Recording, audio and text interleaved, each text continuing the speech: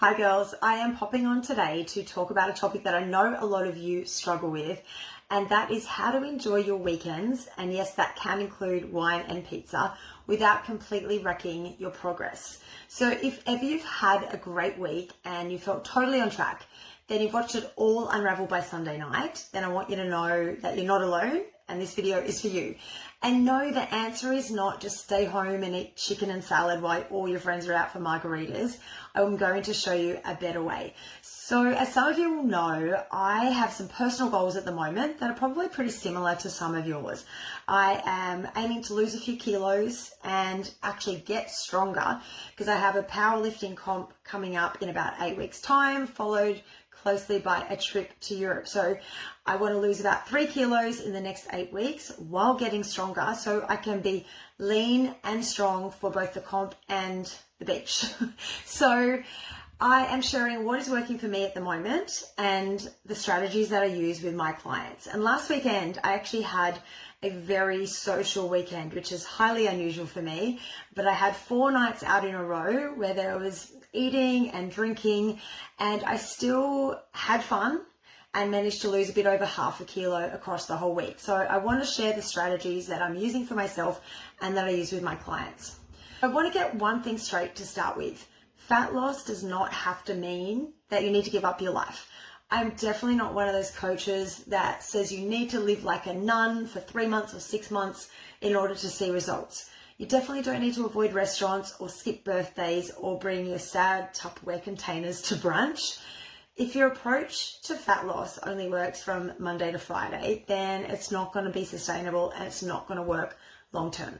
And inside the Goddess Project, this is exactly what I teach my clients, which is how to build a life that includes structure and socializing, because both are important. But there is a but. You will have to make some choices. Just because you can have wine and pizza doesn't mean that fat loss is a free-for-all. And let's be real, you can have anything that you want, just not everything all of the time. And so part of this comes down to choice and to clarity. So thinking about what's actually worth it to you. What events are worth it, what foods are worth it, what drinks are worth it. Where do you want to spend your fun calories, I call them, and what trade-offs are you willing to make? So you might decide that Friday night wine with your partner is a non-negotiable. That's great, no problem. But maybe that means you skip the bread basket or the creamy pasta on a Sunday night when you go out to dinner. I want to share with you a story about one of my clients who lost 40 kilograms. And when we started working together, I asked what her non-negotiables were. In other words, what was she not willing to give up in order to reach her goals? And everyone has these, and I think it's important to talk about them when you're striving towards a certain goal. Her non-negotiables were pizza with her family on a Friday night, because it was a really important ritual, a nice bonding occasion for the family. Her favorite food on a Saturday, which was a goslemi, a couple of vodkas a week. And I said, no problem, we can definitely work around those things. And we did, and she still managed to lose 40 kilograms across about 18 months. So it's about picking your priorities and not punishing yourself. In fact, I encourage my clients to include foods that they love in moderation, of course, because restriction just leads to blowouts. And I use this example of myself all the time because I love chocolate. I would say I can't live without it. Of course I could, but I don't want to live without it. So I make sure that my daily nutrition includes chocolate every single day, and I work around it in order to meet my goals. Restriction just leads to blowouts, and the all or nothing mindset is actually what derails progress. It's not the glass of wine that's the problem, the one glass of wine. It's not the slice of pizza that's the problem.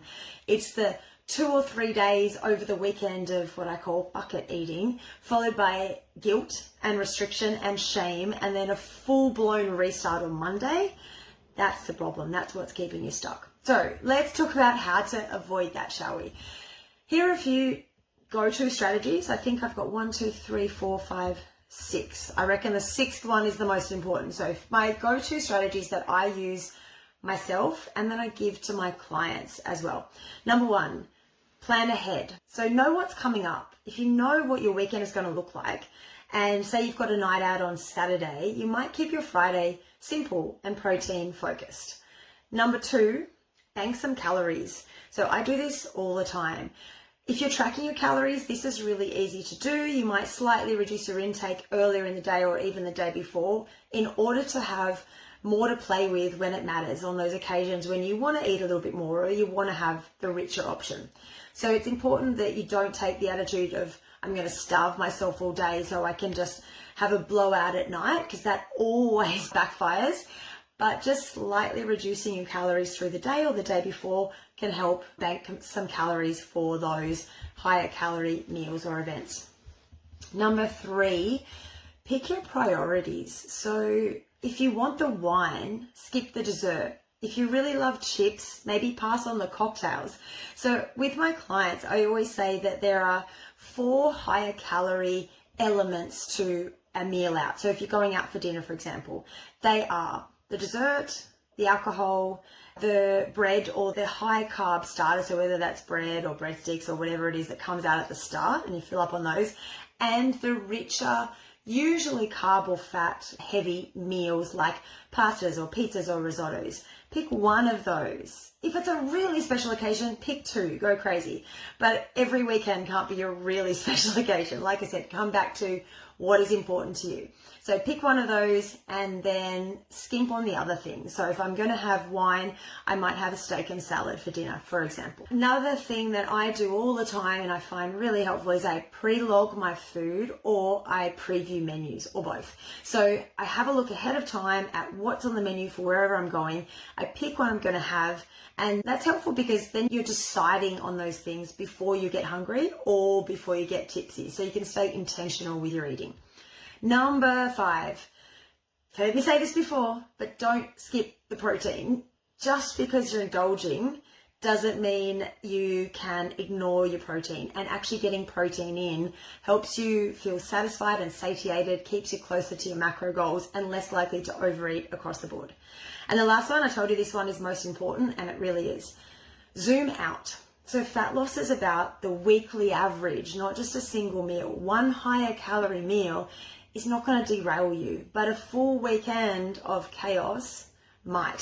So to give you a personal example, on Friday night of the weekend just gone, I told you I had 4 nights out in a row. On the Friday night, I had pre-tracked, decided what I was going to eat, decided what I was going to drink. It was all great. And then I got there and I was having a good time, was being social. I decided to have an extra drink. So that put me over by a couple of 100 calories. And then when I got home, of course, I was hungrier because I'd had the drink. So I had a couple of extra snacks. Overall, I just logged it all. I was over by 400 calories for that day. But instead of being guilty or feeling shame or restricting, I just got back to my normal calories the very next day, reined it in, and Saturday and Sunday I was back on track, and I still lost weight over the week because I wasn't in a 400 or 1,000 or 2,000 calorie surplus. I was in a deficit across the week. So yes, you can definitely still enjoy the weekend. You can still go out, you can still have a life, you can eat the foods you love and make progress. You just need to be a bit more strategic about it.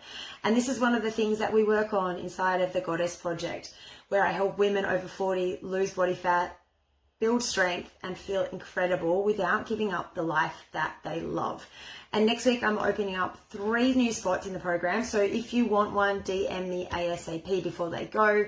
I only let a couple of people in at a time so that they can get the personalized attention that you need and that you want. And remember, your results don't come from what you do some of the time. They come from what you do most of the time. Thanks, girls. Hope that was helpful. Let me know if you have any questions. Bye.